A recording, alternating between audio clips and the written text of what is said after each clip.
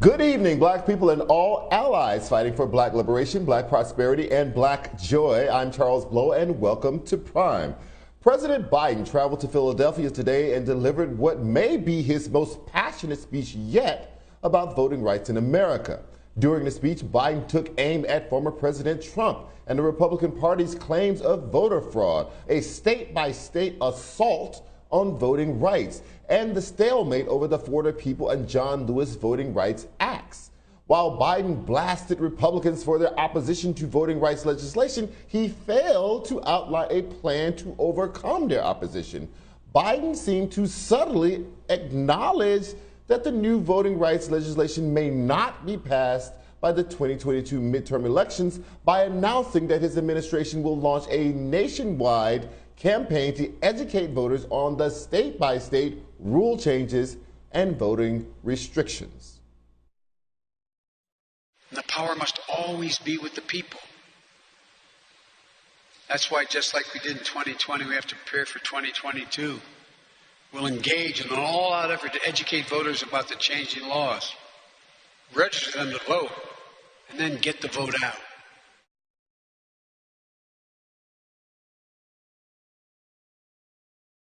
Now, last week, Biden met with civil rights leaders who urged him to continue to fight for voting rights despite Republican opposition. According to those who attended the meeting, alterations of the filibuster would be imperative in that fight. Despite this, Biden avoided any mention of any administration effort to alter the filibuster. With Democrats' slim majorities in the Senate, Republican opposition would be impossible to overcome with an intact filibuster. Following Biden's speech, civil rights leaders such as Black Voters Matter co-founder Cliff Albright voiced their disappointment with the lack of actionable plans in the speech. Albright tweeted, "It's like listening to a doctor describe in the starkest terms how dire your illness is and then saying, 'Good luck with that,' as he escorts you out of the office." When it comes to the war over voting rights, Biden seemingly has to be dragged to the bully pulpit. And even then, as with today's speech, little to no substance seems to come from it. Joining me now to discuss Biden's speech and where voting rights goes from here is Congresswoman Pramila Jayapal and co-founder of Black Voters Matter, LaTosha Brown. Congresswoman, what was your take on Biden's speech today? Well, thank you for having me on, and I'm so glad to be on with my sister LaTosha, who's been doing such phenomenal work. Look, I tweeted after the speech that it's very clear what we need to do is reform the filibuster. There is no way that we are going to pass these two incredibly important bills without reforming the filibuster. The Progressive Caucus, which I lead, has been championing eliminating the filibuster. It is a Jim Crow legacy. It is used to stop civil rights legislation from moving forward. And the idea that we have ever had bipartisan support for civil rights legislation and voting rights legislation in deeply partisan times in this country is just false. That's not how we have gotten things done in this country, unfortunately.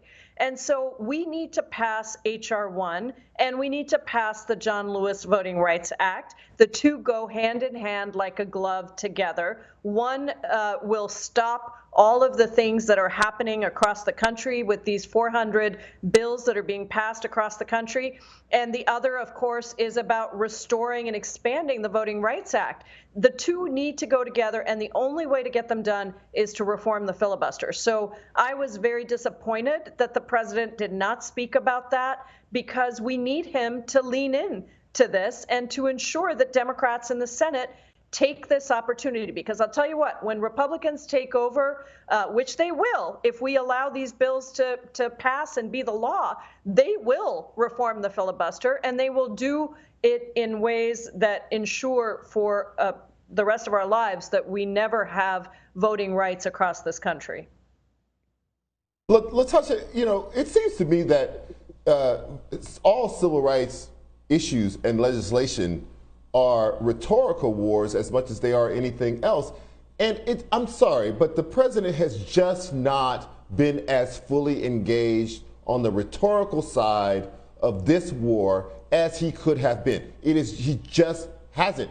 And you have the leader of the Republican Party, which is still Donald Trump, whoever else you might think it is, has been hammering this for the last 6 months. And Joe Biden has been feeding us, well, I gave everybody a shot with the pandemic. That's good. Thank you, Joe. I want, to get jobs for the hard hats. That's good. Thank you, Joe. But if no one can vote, none of that will matter in the end, because all of it will turn around, because Republicans will take back over control of the House and Senate and possibly the White House in 2024. What do you believe has caused Joe Biden to drag his feet on this, which I think is the issue, period? I think that this goes beyond, I said often, while it does have implications around what parties in control, there's something deeper here. We're literally talking about fundamentally the strength of democracy. A democratic nation is judged by how people have access to participate in that democracy, right? That's what determines whether it's a strong democracy or not. There's something very egregious about what is happening right now. And I think part of it is, unfortunately, we have lived in this country in a way that it has constantly been the message to Black people to wait. Just wait to the right time. LBJ did not want to sign the civil rights legislation. Matter of fact, he had to be forced to sign it. And all through all the movement that had happened, through the killing, through the murders of folks, he had to be forced to sign it. I am saying that there is a certain level of comfort, unfortunately, in the political landscape with Black discomfort. There's some level of comfort of accepting that if we could just wait, let's just wait until the midterms, and the sense of urgency, not having a sense of urgency. There are three kind of big points around this. The first point is, I think that we have to really squarely say that, yes, we have to end the filibuster, that the filibuster has always been a tool that has been used to be a barrier around civil rights. And no, we cannot wait. It is 2021. This is 60 years past when the voting rights movement started. And so now we need the end of the filibuster. The second thing is, I think Americans really have to take note we have actually gone to war under the guise of, we're protecting democracy, and in the Constitution, it says democracy abroad and domestic. So here we have the biggest threat to democracy, of a fundamental right that says people should have access to the ballot.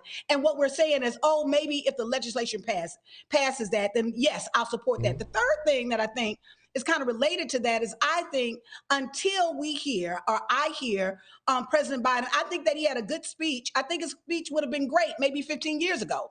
In light of where we are right now, in light of literally understanding that there's been a paradigm shift of who the Republican Party is, who the Republican Party even allows themselves to say they are being very open about, we don't believe in the principles of democracy. Mm-hmm. We don't believe that everybody in America should have access to voting. That to really be able to try to shame them, I think that part of his speech around to shame them, that is not an effective strategy. We have to literally meet what the urgency is of the times. And right now, we're seeing the right to vote, particularly related at communities of color, be attacked every single day. And I don't see the same sense of urgency, of willing to do whatever it takes to protect that right. Congresswoman, I think you said something that we really need to stop and underscore here. The filibuster is going to be done away with anyway. We are in the age of nuclear option politics. To protect voting rights, or the Republicans will do away with it when they retake control of the Senate for something else, which will probably not be a good thing. It is going to go anyway. And how will Democrats feel when the Republicans do it, eliminate the filibuster for something horrible, and you had the option to amend it or change it or eliminate it in service of giving more people the right to vote and protecting the right to vote for people who already have it? How do you get this through the heads of the people, Democrats in Washington, particularly, I don't want to hang this around everybody's neck, particularly Joe Manchin and Kyrsten Sinema? Well, I think that the whole idea that Democrats often come to the table in the past, and certainly right now with voting rights, and say, we're the party that is reasonable, and that's great. I'm glad that we're often the party that's reasonable, but we have to understand we are dealing with a party that has no policy that they're fighting for anymore. They are a one-man cult. They believe in the big lie. They're promoting the idea that Joe Biden isn't even the legitimate president and that Donald Trump is going to be reinstated as president. None of them voted for a bipartisan commission to acknowledge what happened on January 6th. And the insurrection, and none of them voted for the American Rescue Plan. There is no sense in trying to act like this is a Republican Party, as LaTosha said, that is reasonable. They are stripping voting rights because it is the only way that they can win. And they are targeting black voters and brown voters and poor voters because those are the voters that will most benefit from the policies that Democrats are trying to push and are most harmed by the policies that Republicans want to push. So they have two things to run on: voter suppression and a bizarre interpretation of race that is filled with lies and fear-mongering. And is racist. I mean, let's just be clear about that. So I think that what we have to do is continue to keep up the pressure. We need to keep up the pressure on those two Democrats that you mentioned. But let me just say, there are other moderate Democrats who also haven't been as vocal, but are also not coming out to say there is an urgency now to reform the filibuster. And we have to keep up the pressure on the White House because the president does have the bully pulpit. And I think what you said is very important. The urgency and the way in which he can make the case is like no other. I mean, nobody else has that ability that he does of the White House. Understand, and I thought at one point that he had said he was open to reforming the filibuster. He didn't seem to address that at all today. I found that disappointing because it's not going to happen without him really weighing in and saying this needs to happen in order to preserve our democracy. Right, but Congresswoman, just to illustrate that point, you shouldn't even have to guess whether or not he said it or was at some point or not. It should be so clear that a member of Congress should be able to recite back to us verse by verse everything he said about how passionate he was about getting rid of that filibuster. Ladies, we're out of time. Thank you so much, both of you, for joining us. I'm sure we will have you back on this because this march to disenfranchise American voters continues. Thank you again for your time tonight. Thank you.